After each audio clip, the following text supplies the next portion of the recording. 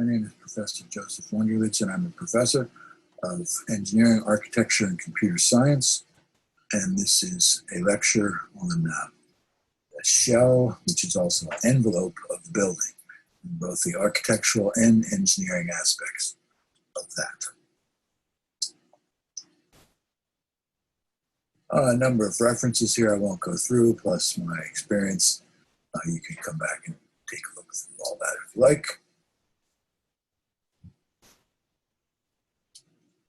Let's start out with the basic concepts of the shell of the building.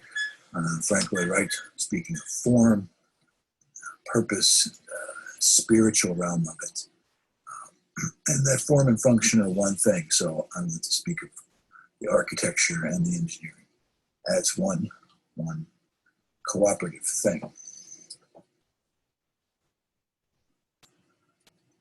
This is from a lecture series I have on Frank Lloyd Wright, and you can take a look at that sometime later if you like. Think of the influences on Frank Lloyd Wright, the geometric blocks, his Unitarian belief system from his mother's strong influence, also the Asian influence on him through a number of things, and his father, who's a teacher, musician, amongst other things, and the fact he grew up in farmland. So the shell, solid forms and spatial voids, foreground, background, interlock to form a unified whole. So what you're looking at is a mixture of the voids and the solid.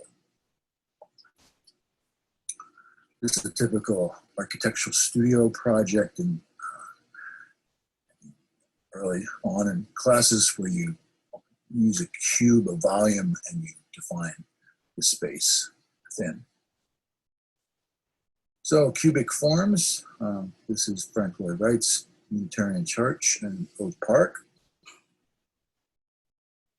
On my YouTube channel, I have an hour and 20-minute video of 31 sites around in and around Chicago, including some nice footage of Unity Temple.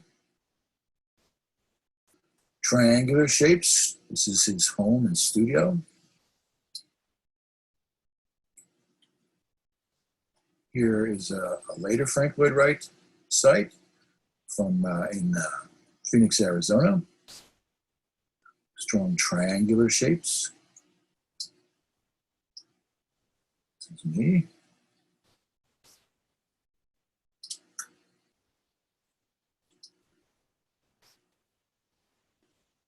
Also in Phoenix, Arizona is Taliesin West. Taliesin was his main home in Madison, Wisconsin. And later on in life, he opened up Taliesin West, which is still an operating school. They spent 6 months in Madison and then 6 months here, the entire faculty and students, staff.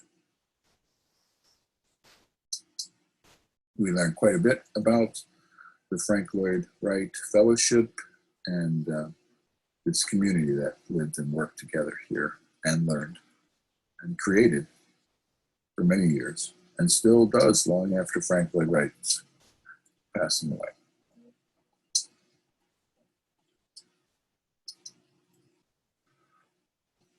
The excellent tour guide we had. This tour guide taught us all about the culture that was there of Frank Lloyd Wright and his wife Olga that ran the college, or the Frank Lloyd Wright Architecture School Fellowship for over 20 years after Frank Lloyd Wright passed away. How the students would take care of the place, and some of them still, a couple lived there even afterwards. So it's a community culture as well as a school, and it still exists.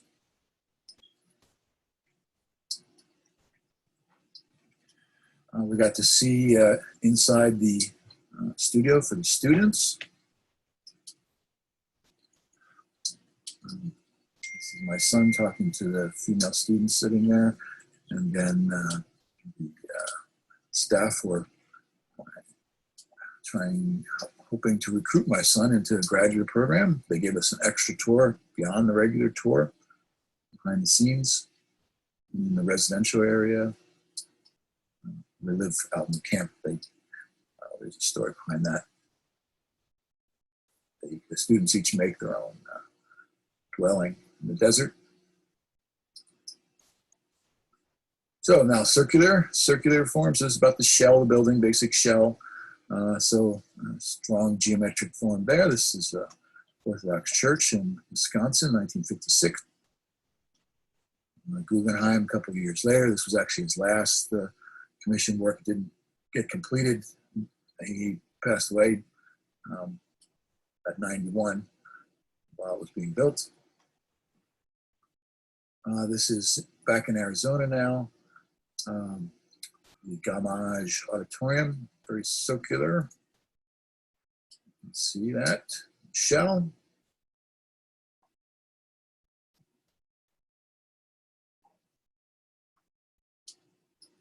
Carries that circular theme throughout. Interesting how the brickwork is on this particular building. You can see it in the background there. This is another Arizona and Phoenix project. Design, home, circular, shell. This is his son's design, or it was for his son. It's up for sale again. It was going to be part of the Frank Lloyd Wright Trust and be used by the Frank Lloyd Wright School. That fell through. The neighbors stopped it. They thought there'd be too many tourists in the area. Now it's back up for sale. You can see from the aerial Google map there the circular nature of it. You can get a feel for looking at it, the elevation too, but from above you can really see the circular aspect. Now circle and square shell. This is Windsor Castle, House of Windsor, Elizabeth Windsor, Queen Elizabeth, right near Heathrow Airport. My son and I visited this in 2014. Circle and square. We dressed up a little bit to visit.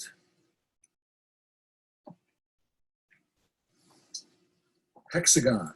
These are a couple of his bootleg projects.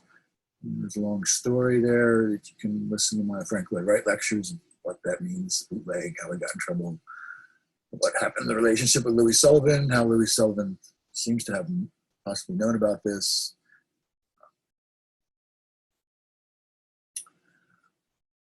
Honeycomb house, hexagon, everywhere.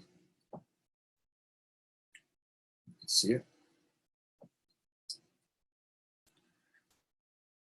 This is a project I did when I was 16 years old, a regional design competition for municipal building, hexagon theme.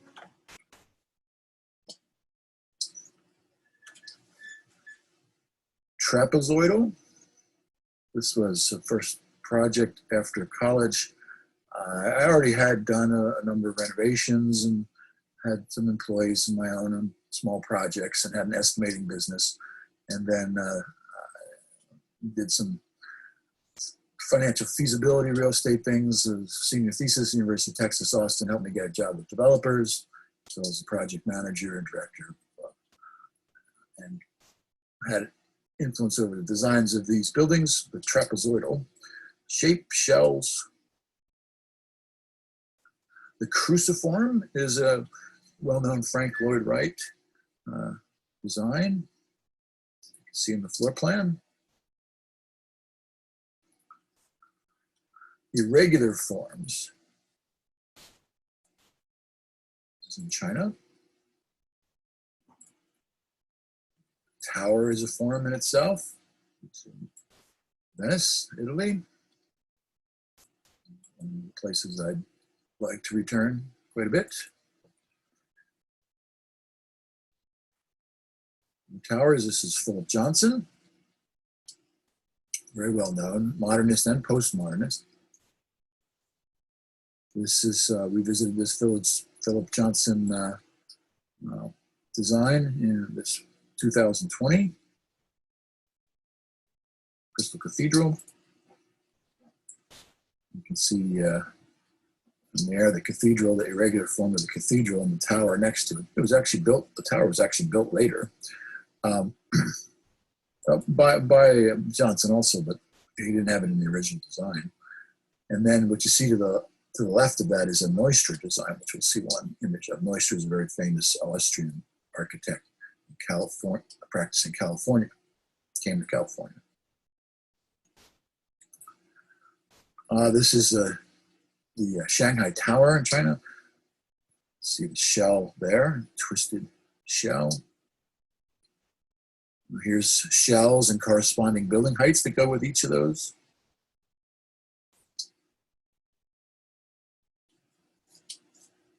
See on the bottom the different shell cross sections. This is the Neustra project I referred to next to the Crystal Cathedral. It's actually a commission. We commissioned Neustra to build this, and it's as somewhat of an addition with small galleries and a botanical garden and its own tower, clock tower. I was talking about shells, and this is transformation of form, dimensional transformation of form. Speak of form, magnifying the horizontal. This is a famous Roby House in Chicago on the University of Chicago campus. This is something my son Joseph, you see on his website, his portfolio, JJWIV. So he's inspired. First, long ago, he was 12 years old, made the Minecraft model, and then later on made these architectural models, preliminary studios, and then inspired this design you see here as one of the Elizabethtown College campus design competitions. More of similar forms, transformation of form. This is in Phoenix, Arizona again, 2020.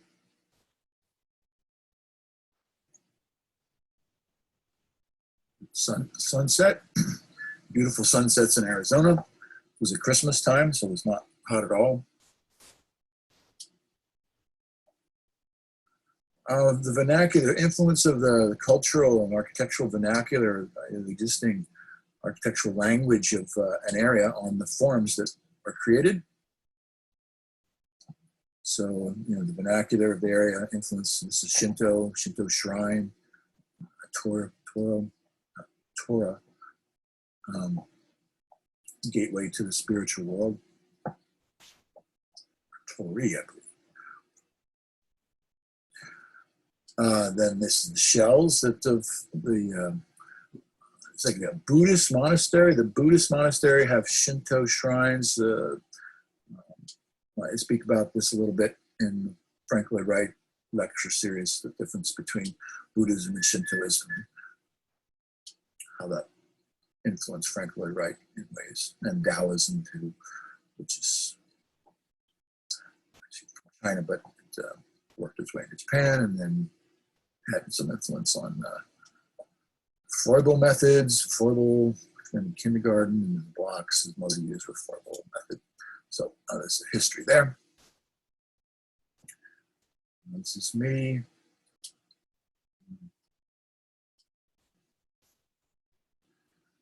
More shell. This is my project, recent project of the old Pennsylvania farmhouse. Additive foam shell. A couple of different design options. I made models. Consider. About the first one because of just bumping up the attic with a big shed dormer, but that was too cramped. The headroom, plus the heating and cooling are difficult in an attic space like that, especially in a farmhouse. You can see I was attempting to make it a little more livable, but the headspace really eliminated it. And then, so we need more space, first model. And then this model a little bigger, so we decided to build this. And then my son later on made these models, first in Minecraft and then in Revit.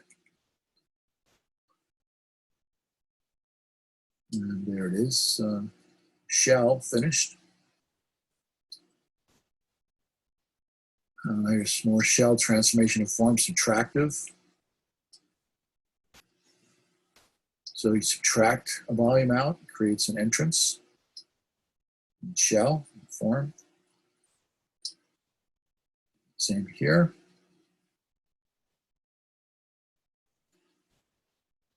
This is Project California. After I moved to California from Texas, I already had experience in development and architectural engineering degree. And so I became director of projects with 7 projects. This was my biggest one for this development company. Subtractive form. And this was the courtyard. And you can see here that the subtractive nature of the shell form. And also that the courtyard was, the idea was it was cracked open. You see on the left, the 2 buildings that make up the complex.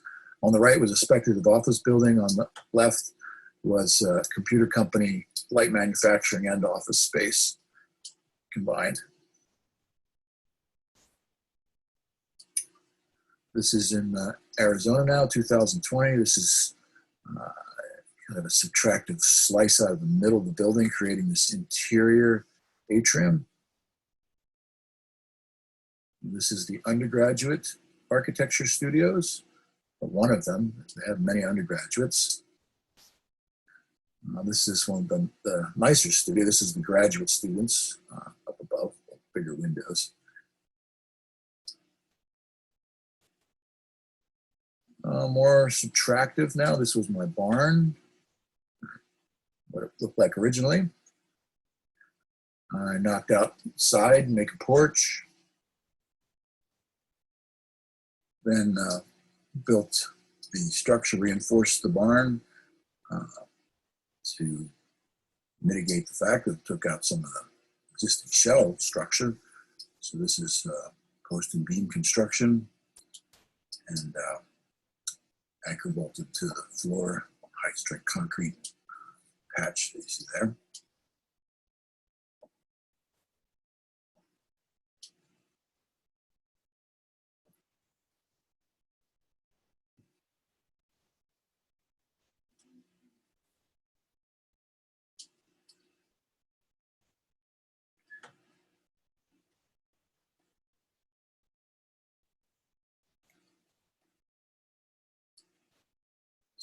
Opened up views of the surrounding farmland. Dairy farm of 100 acres and 200-acre Amish farm just adjacent to it. Out here, everything you can see there, that corn is plowed, the mule team, Amish.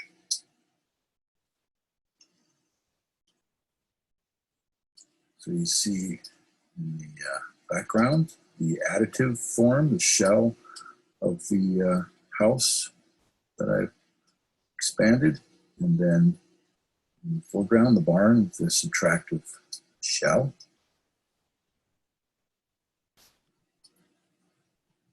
And this picture is just for fun with my daughter. Helping out. So, shell structure in Sydney, Australia.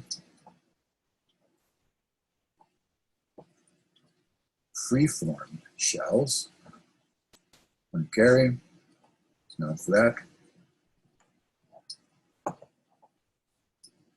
This is the structural engineering for that. As you could imagine, it's a lot more complicated than if it's just cubic form. In fact, in a study here at Stanford.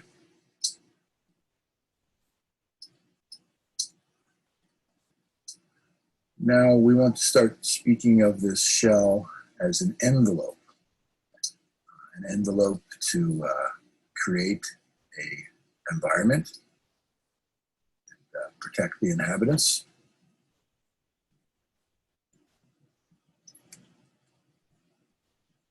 This is a curtain wall. It does not carry any load. And the structure, the way the structure is made is such that all the load is distributed and carried vertically down through columns and other places, so the exterior wall is free to be a curtain of glass. So we're just speaking of an envelope now. The shell is an envelope, and so it helps maintain an environment. And you can see here some of the environmental sustainable design aspects of the building and this shell.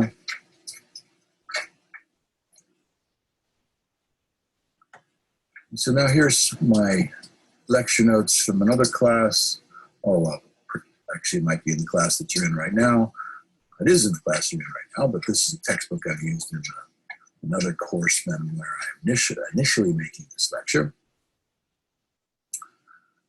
So this is from this heating, cooling, and lighting book. And this is the thermal envelope.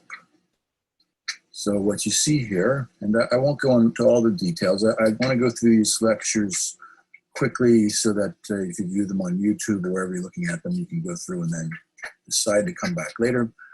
If you're looking at it on YouTube, you don't have some of the links, although you can slow it down.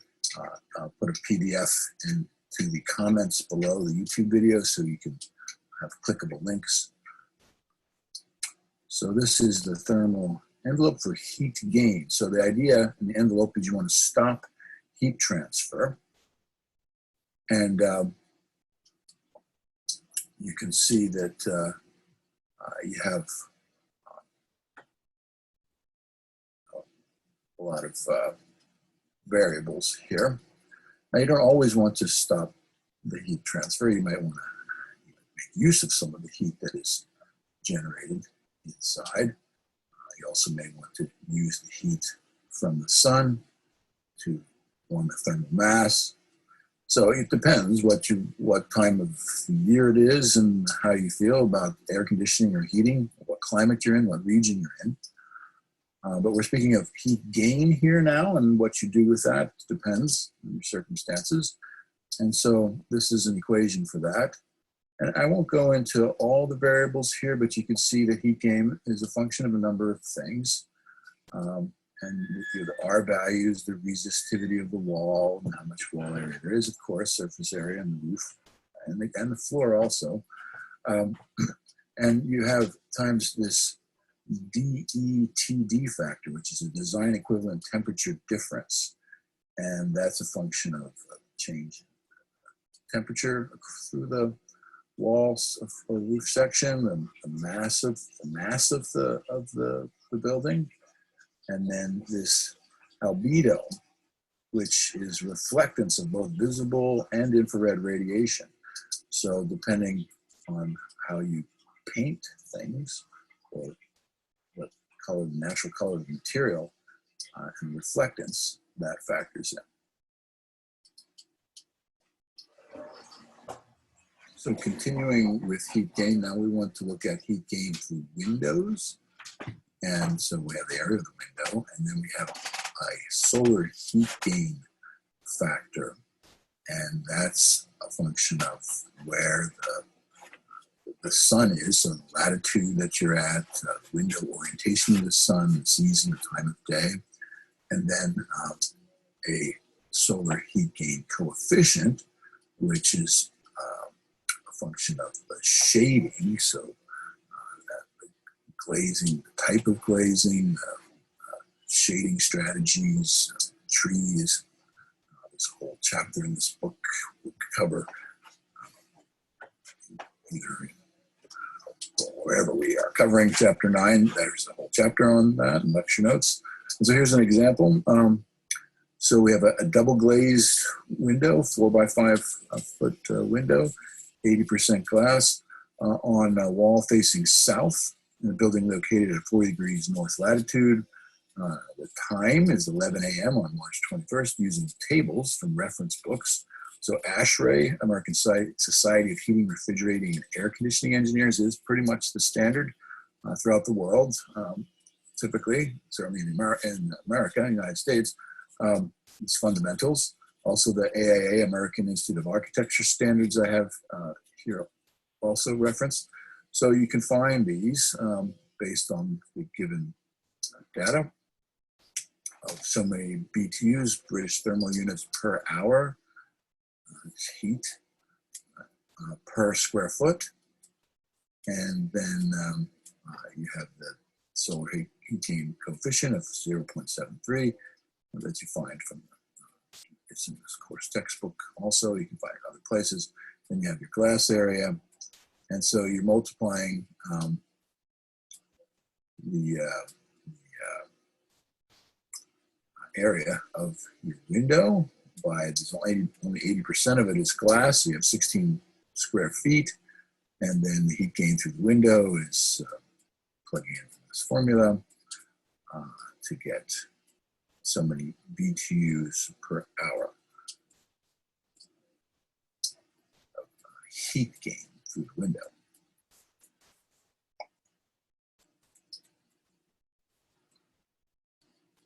And what you want to consider now is the trade-off, because you want sunlight, you want a certain amount of sunlight, you don't want glare. If you have a studio, art studio, architecture studio, typically you have the windows on the northern face, even though that's going to be where there's a lot of heat loss. You get the best light because you don't have glare with the sun trekking through the sky and making direct contact with your surfaces that you're in your studio, so you don't have to worry about controlling the shades for light. However, there's a trade-off here you want to consider between heat gain and light. So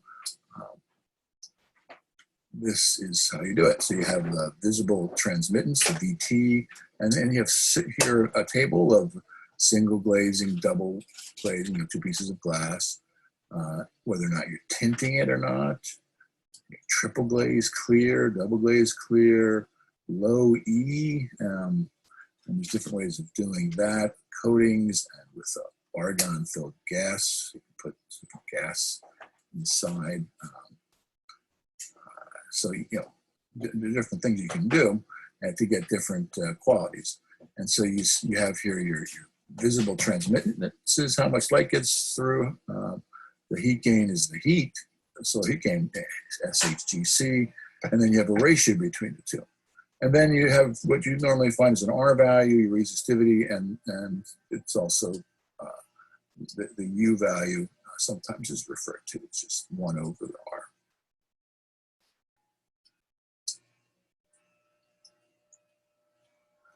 So again, this is what you're looking at. It's letting visible light in, but blocking heat. Presumably that's what you want to do. I'm most familiar with this in hot climates where you want to keep the heat from getting in the building because you're worrying about cooling. These large curtain walls in Texas and California, that's certainly a concern.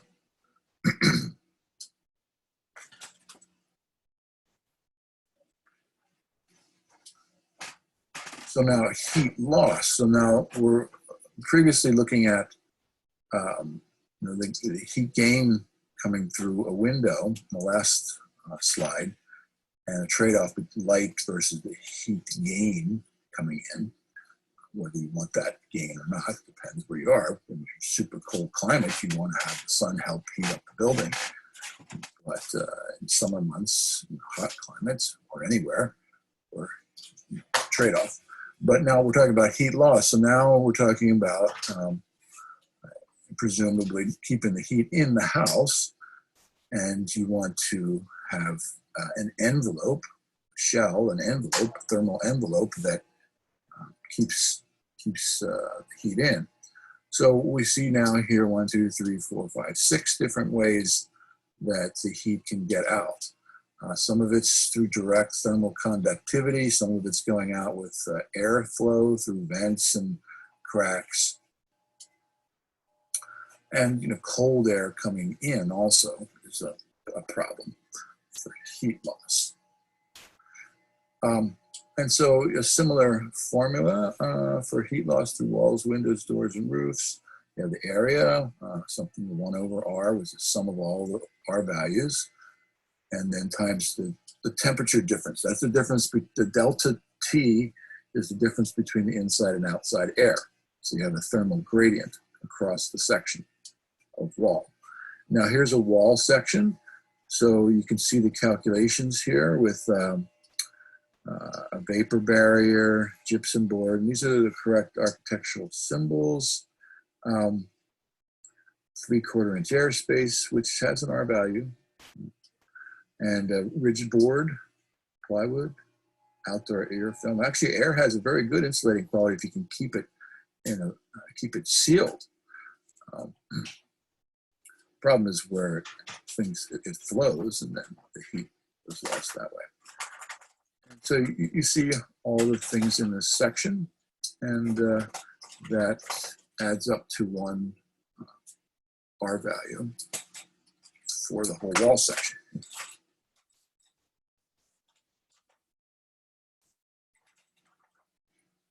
So now we want to consider the R value. The R sub T means thermal resistivity.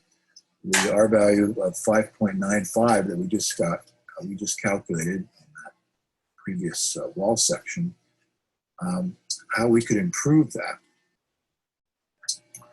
And in there wasn't any insulation in the 3.5 inch air gap.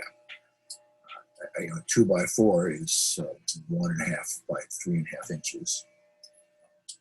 Well, the actual dimensions of a 2x4. So you have a 3.5 inch air gap. Even though air does have some insulating value, you can see in this graph here that it doesn't really have any more of an R value after 3/4 of an inch. So you want to perhaps put something else in there. You definitely do want to put something else in there. So this is a table now that shows the R value per inch of different types of insulation. So if you're in Africa or in a third world country where you don't have all the manufactured materials to use for insulation, you just put straw in there perhaps, and that has a 1.5 R value per inch. If you blow in fiberglass or wool, that's 2.5. Bats, the big roll, the pink stuff that you see, sometimes it's white, paper-faced or foil back, that's 3.5 of R value per inch. And then expanding foam is the best. That's a little more expensive. It can be a little messy. You normally don't try that yourself. You can buy little cans just to fill the cracks, but if you do it on a large scale, you need to rent some equipment or hire a professional to do it, but you're going to get a better R value of 4.5. So we could improve our R sub T of that wall section from 5.95 to, depending what we use, anywhere from 1.5 per inch to 4.5 per inch. So we're multiplying by 3.5 and we get the improvement, the additional R value of quite a bit. And if we want more, well, then we need to make the wall thicker, which actually is why you see now 2x6s use it in construction in a lot of locations. If you're in a colder climate, some places it's now mandatory depending where you are. And so you switch to 2x6s, now you have a 1.5 by 5.5, that's the actual dimensions. And so you have more space to put more insulation, and you can increase from anywhere from 8.5 to, or 8.25 to 24.75. You can increase the R value that much. And then here is a table from our textbook you see here of what is recommended for different parts of the country. Sometimes it's mandated by code. And so you see Pennsylvania, it's pretty high. Nice. Arizona, why do you need to worry about that? Well, it actually gets very cold in the desert at nighttime. And also, this insulation is also blocking the heat from getting into the building too, during the daytime. So our value works both ways. And Florida is a little bit less. It doesn't have that. It has the humidity that keeps the heat in. It's a little different. So you see here's different recommendations, and the basements too should be insulated. And then a link you can go to find this kind of information. And then radiant barriers, you can add a little bit to your thermal resistivity, actually quite a bit, depending on how you do it. So these are reflective kind of barriers, typically. And then just what your glass gives you. So you can expect that glass. We've seen that in another table.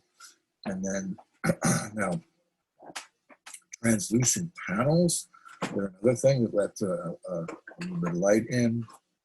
You get privacy with them, depending on what translucence you let specify.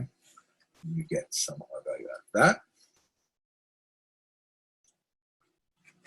Now this is just to show a couple more details here of things you could do.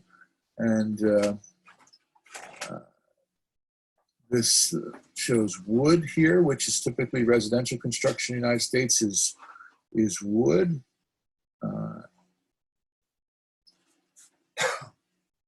And then metal, which is commercial construction, referred to typically as commercial construction in the United States. And the problem with a metal stud is you get this thermal bridging because metal will conduct heat very well. And so you don't want your heat escaping your house in the winter time, or heat coming in the summertime.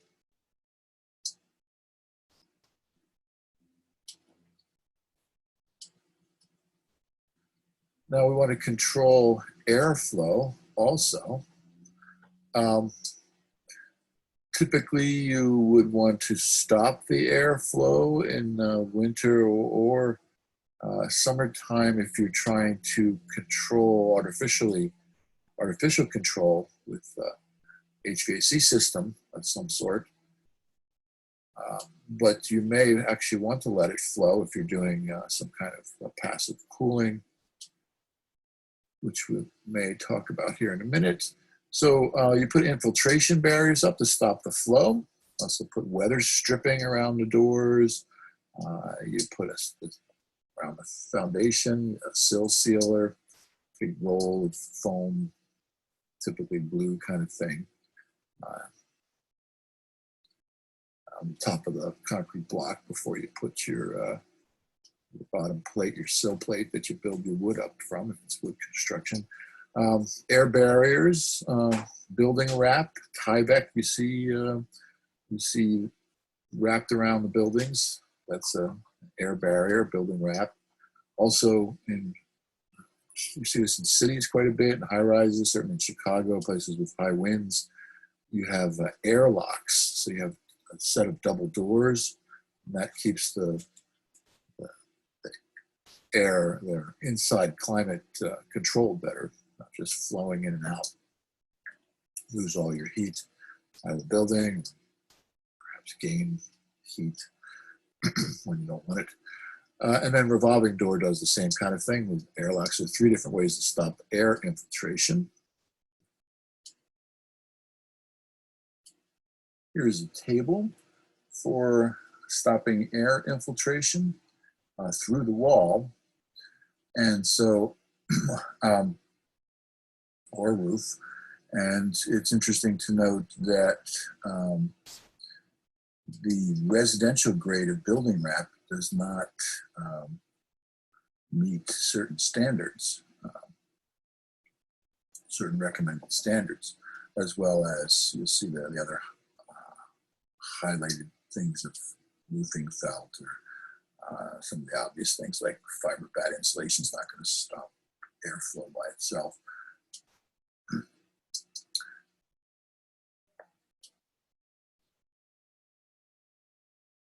Now, vapor is something else, and that can vary by climate, actually, even where you put the vapor barrier. And so when you're putting this in a wall, this is stopping moisture from traveling through the wall.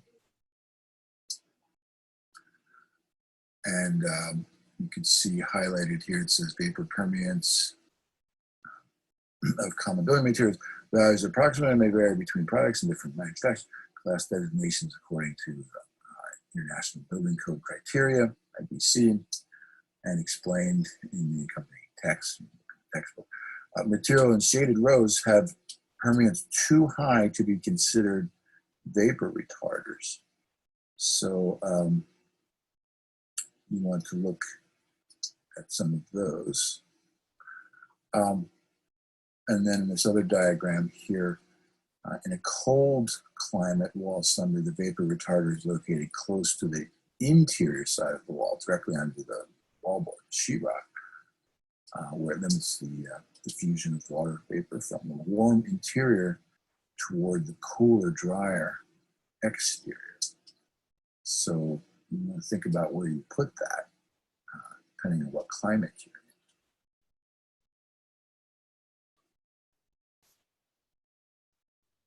Now, some basic physics of air movement, the aerodynamics of controlling airflow, and then using it to your benefit for passive heating and cooling.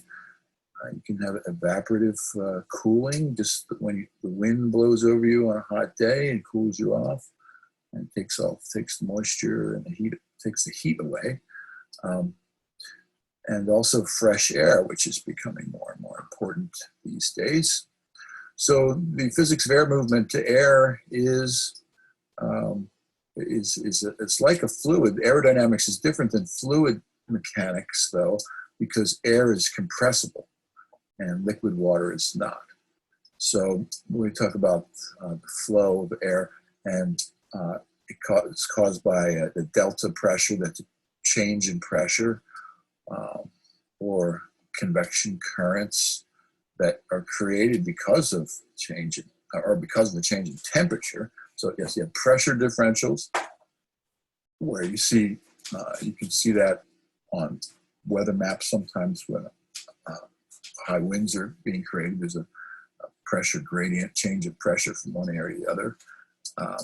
And you get wind because of that. Also, just a change in temperature will create convection currents. So you get a flow of air because of change in temperature. The two ways that wind can be created. And then there's types of flow. So laminar flow is where things just flow pretty evenly without turbulence. And that's a little easier to do calculations around. When you have turbulent flow, it's a little more tricky to do with fluid mechanics calculations. So there's types of flow: laminar, turbulent. Then you have eddies where things are just spinning in a circle, or just completely separate airflows. And then you see down below that the roof pitches and slopes around shapes, and what you see are the pluses and minuses of positive pressure or negative pressure, like a vacuum, you know, lesser pressure, and with the air flowing over buildings.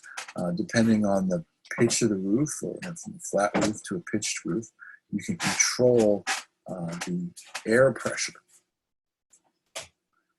Also, and those are elevations, so, and you're looking at the slope of the different roofs. Then looking at building footprints and how the air flows around the building, with the plus making pressure, or even see eddies in the one case in the middle, and how the air will flow around. and there's for ventilation a best and an okay and worst. So maybe you want the air going through your building. You might very well want it to go through if you're trying to do passive heating and cooling, or ventilate, just get clean air exchange. It's a barn, get really clean, get the smells out, or just if you have diseases and things, and you want to clear out the air with just open the windows. Take a little more than that in most cases, but it certainly wouldn't hurt to have fresh air more. Also, a flow equals a function of adjacent buildings, terrain, where the prevailing wind's coming from, and certain weather anomalies. Tornado come by, that's going to change the wind flow. Then on the right here, another thing to look at is velocity, the delta V. That's a vector, the change in velocity that you get. If you constrict a pipe, it will increase the velocity in that section of pipe. That's called Bernoulli effect, Bernoulli. If you put a little hole connected to that constricted part of pipe, it will suck air in, create a negative pressure. That's called a Venturi effect. So here's how you use, below there, how you use a Venturi effect to ventilate with prevailing wind and pressure and velocity profile, increasing velocity as you go higher, which can happen, definitely. And then how you might want to ventilate. So ventilating is very important. It's also important for getting moisture out of attics so it doesn't rot your wood and getting smells out of buildings in general. But certainly ventilating your attic is a very important thing in most climates, anywhere. And so this shows bottom figure soffit vents and the way to do that. Of having air, you put these little vents. I've done that a number of ways. There's little circle ones you can put in and square ones. And you can do it just by the way you build your soffits too. And then a ridge vent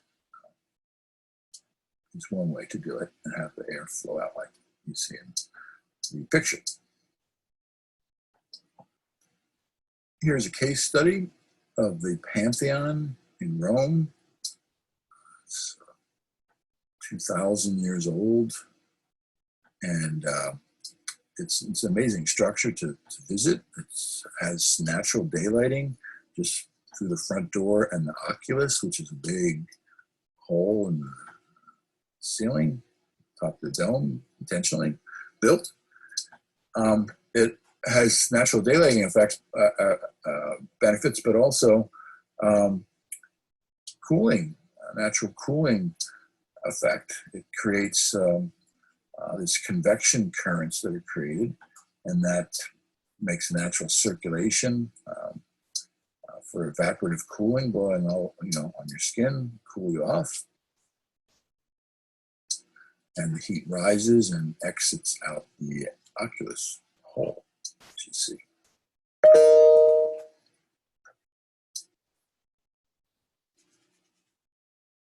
Here's a serious concern for fresh air at the moment while I'm recording this during the corona pandemic, where school has gone online, mandated everywhere in the United States. And so this is a New England Journal of Medicine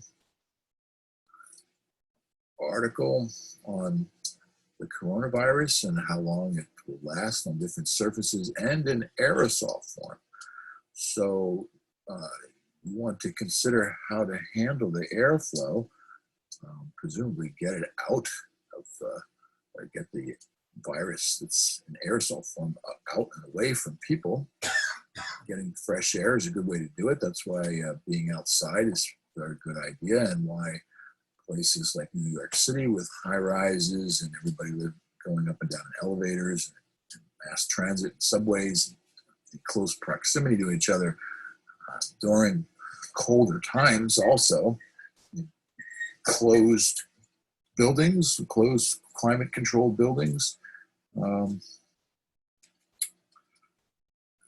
it's added to a big problem for the New York City area right at the moment. So you want to consider this, how long it lasts in aerosol form. So what you see in this chart here is comparing it. So the coronavirus is more, COVID-19 is more specifically referred to as SARS-CoV-2, and comparing it to CoV-1. And SARS is the respiratory syndrome that is associated with the illness and death that goes with it.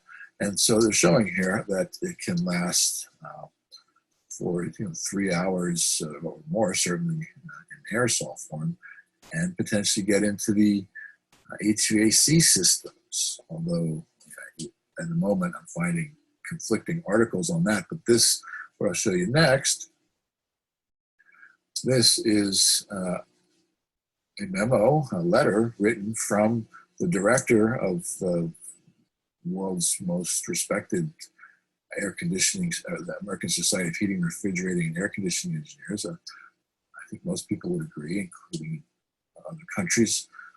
Maybe not, but it's certainly respected here, with 192 chapters in 132 countries, 57,000 members. And even if you're not a member, you're obeying the rules typically here. It's implemented in the codes and the standards that people use. They do develop the standards that people use. So you can come back and read this, and perhaps you're looking at this, not in 2020 when it's happening, but who knows? This will be on the internet on my YouTube channel, and 1,000 years from now, this will be a historic note people just jump over because it's been cured or something's happened. But you see the things they're spelling out here very specifically. Operable windows, proper ventilation, and, healthcare facilities, certainly specific requirements there. And they're positioned just on infectious diseases in general, airborne, air and aerosol form.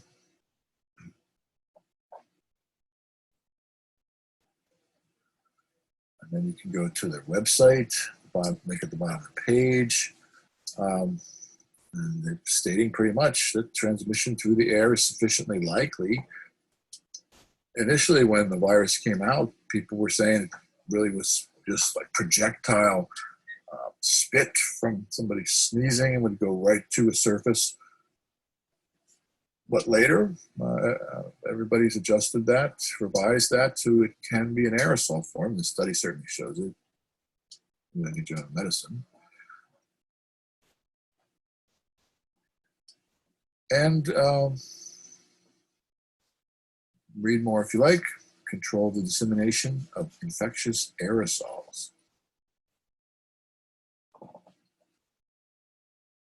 Now, water penetration. So roofs, water blowing in all different ways, needs to be controlled.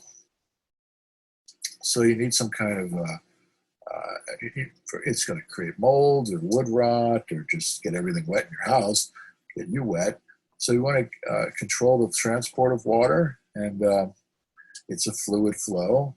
So, gutters, flashing is the metal that you put in joints between materials to keep water out. That's actually a counter flashing too. It keeps the water from going up under the flashing.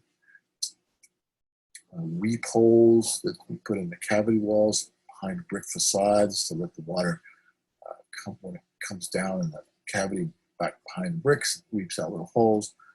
So that's for direct fluid control. You want vapor control also, venting the air, we spoke about.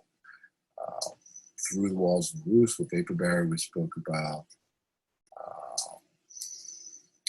And I won't read all these things here, but you can go down and look through all the different ways you can stop water.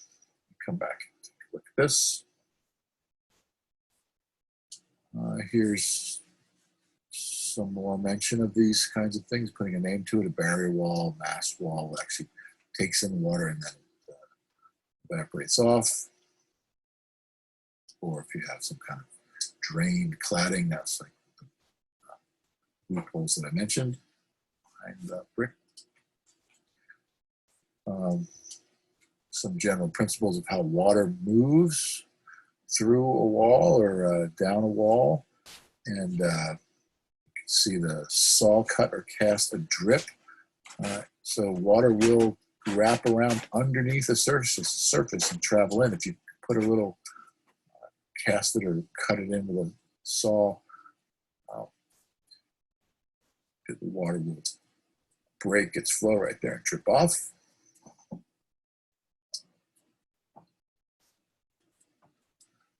So water's a big problem. You want to keep the water out of the building. So stop water penetration. And so here's different types of roofs. These are built-up roofs. And you can come back and look at the specifics of those. There's two different kinds of built-up roofs with rigid insulation. But first down, you put asphalt down. I'll show on the next diagram. So here's built-up roof, tar and gravel, typically hot, big vat of molten tar versus modified bitumen, different. It's a polymer product.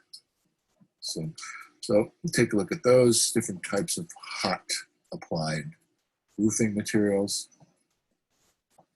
Also, you'll hear about membrane roofing. We used to refer to this as elastomeric. I haven't heard that recently, but when they first came out, new, they were called elastomeric. So it's different rubberized roofing materials. It's a giant membrane roofing.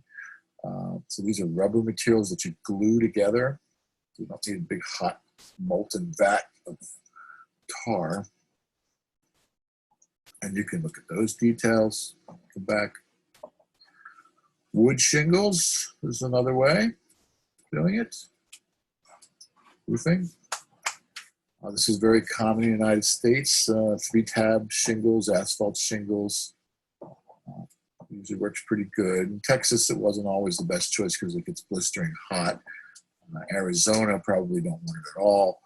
It's even hotter there. Well, I actually saw some, I believe, but you would do a clay tile or something else there that could withstand heat. Like this, clay tiles. It's going to be more expensive, but common in the hot areas. This was common in Texas. The specifications for a roof. This had an estimating business, and one of the roofers wanted me to. They were doing sheet metal roofing, so I made working drawings for them. Texas, standing seam metal roofs, common at that time, 35 years ago in Texas, from when I'm recording this, in 2020. Green roofs. So this is a newer thing to do. Now this can be very problematic because the water is not shedding off of the roof, and there's weight considerations here. Plus the roots can dig if you plant things roots that are too strong. Roots are very powerful, dig their way through the roof.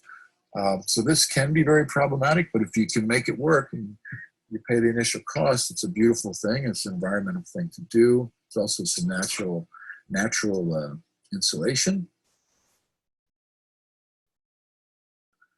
Now here's something that's an assignment in one of the studio classes from a couple of years ago. You might want to look at that made for making some very specific recommendations for the contractors, and legally binding contract specification, the specification to go with the working drawings. And so you come back and take a look at this if you like. There's some details here. Also, you look at the construction specifier institute divisions. Back when I first started learning 40 years ago about architectural engineering, 41 years ago, is that right? Yeah. Started college in 1979, architectural engineering. These are the 16 divisions that we worked by for many years. It seemed like many years until more recently. This is what is presently used, and 49 divisions. But it's very specific where to find things. And then here's a sample specification. I'm not going to go through this now, but for a green roof. So just to look at the details here. Now this is a legal document. So, not only the engineer, we typically don't get an attorney to look over all this. A lot of it is considered boilerplate. So it's like you use the same specifications over and over again, or you just modify them a little bit. That's what we did, what I did when I was in the building industry. So working for some years, and then in a professional engineering consulting firm in the San Francisco Bay Area, put together big specifications. And, it's very specific. And typically you want the engineer who's most knowledgeable in certain fields to do the specification. This is just for a roof. And so you look at all the details here. Again, this is somewhat standardized, so you can reuse or just slightly modify existing specifications that you find. You see the referral to all the ASTM, American Society of Testing, materials standards that people refer to all the time, not just in the United States. It's a standard in many places. And so you can see quite a bit of detail about every aspect of what's going into this roof. A little bit about the execution.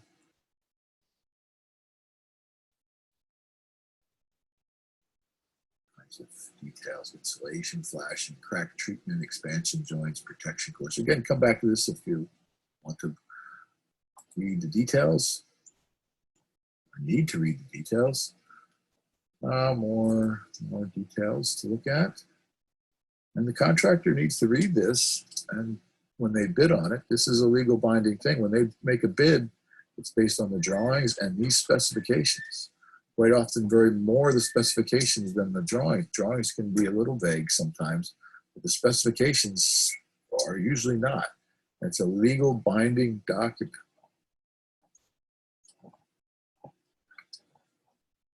And so the end of this specification.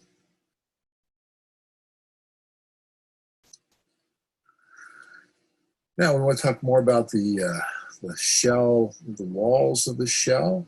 And this is Shanghai Tower. It has a double-walled system creating a whole environment in between the walls.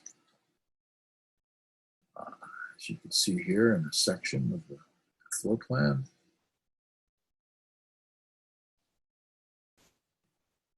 Now we want to talk about glass in general. That was a curtain wall we were looking at there previously.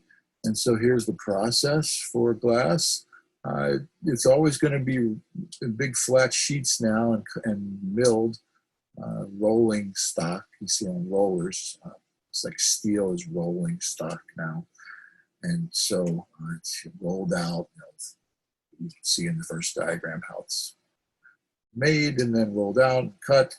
And then there's a table of glass thickness designation and common applications. They used to make curved glass long ago. You could, or that it was cast originally, which meant you could possibly curve it, but I haven't seen curved glass in buildings. And some in San Francisco and some of the old Victorians.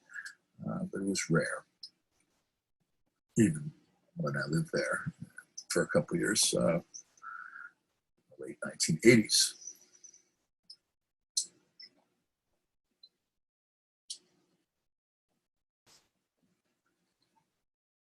Now, when you specify glass for certain kinds of applications, other than just a window that's out of the way, someplace that isn't dangerous. If you have operable windows or doors, glass doors, sliding glass doors, shower doors, you need tempered glass. And tempered glass is used for strength, but also breakage safety. So it'll crumble into just little tiny pieces, not shards, little tiny, not sharp pieces, instead of very sharp shards of glass that can cut you. Then also laminated glass now, so it's structural as well as for safety. Often have a thin film of plastic laminated between the glass so that it won't shatter at all in most cases. But you can see that if you're going to have glass steps, then you can imagine you need something a little more sturdy. And here is a project that I was the project director, and had a design team, an engineering team that included purchasing $600,000 of Ford blue reflective glass in California. It was a brand new thing at the time, and it complemented very nicely with the color of the concrete, salmon color.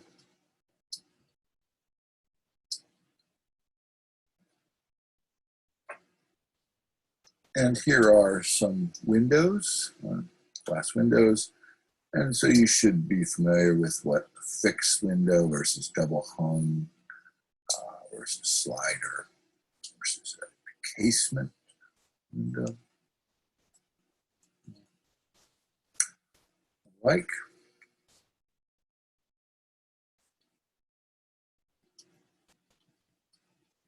And the parts of the window, you should know what a sill is: an apron, sash, exterior casing,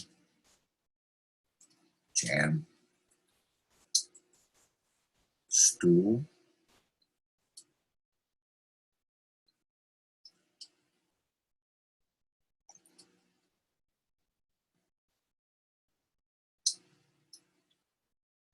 and this is the table just comparing different U factors.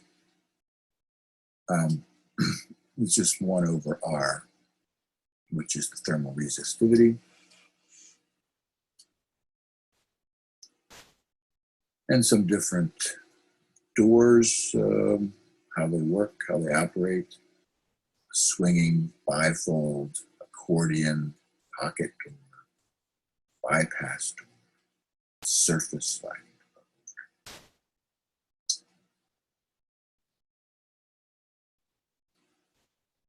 And here are a selection of different kinds of wood doors and steel doors.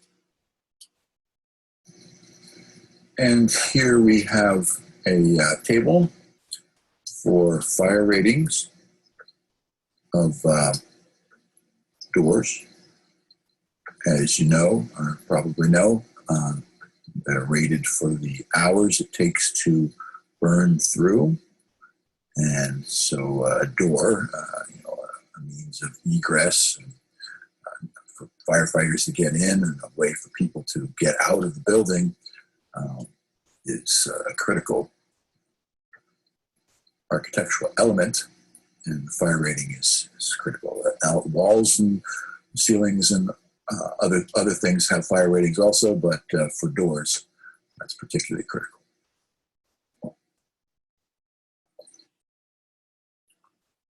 And you can go to this link here for many more architectural projects of Elizabethtown College students.